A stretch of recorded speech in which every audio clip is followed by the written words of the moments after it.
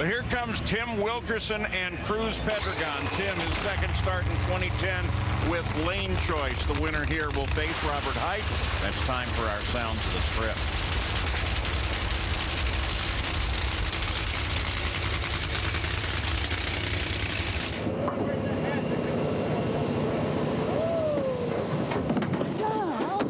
All right, what did it run? 18. Woo! I was in a couple too. That's a big run. You guys own it.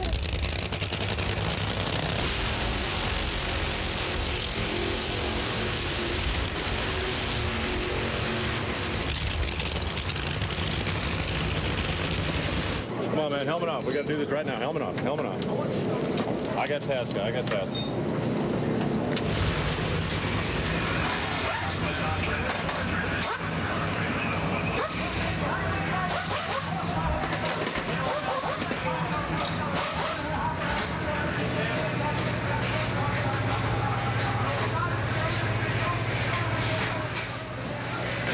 Let him help you, all right?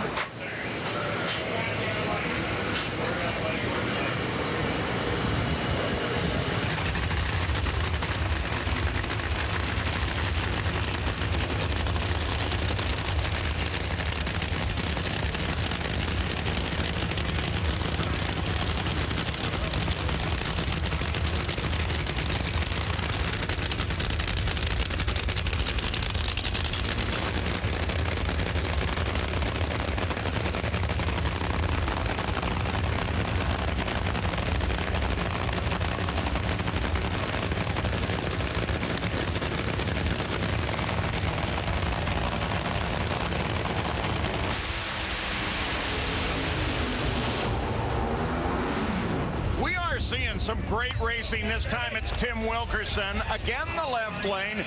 423, 292 miles an hour. He'll go up against Robert Height in the second round.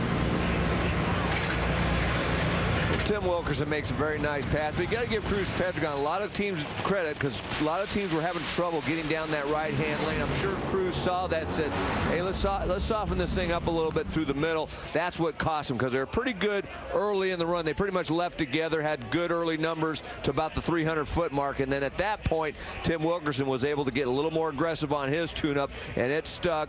It was able to run that 423 almost, or just over 292 miles per hour to move him into the second round. Let's take a look at the wins by lane now in the nitro cars. Yeah, left has really got it. 12-3, and when it started out, the top fuel teams were the first two pair took the right-hand lane. Since then, everybody has taken that left. Well, Johnny Schumacher, as he looks ahead to his second round against Corey McLenithan. We'll talk to him in just a moment. And coming up, Bob Bodie and John Force. John Force is in his 550th race. Bob Bodie wants to ruin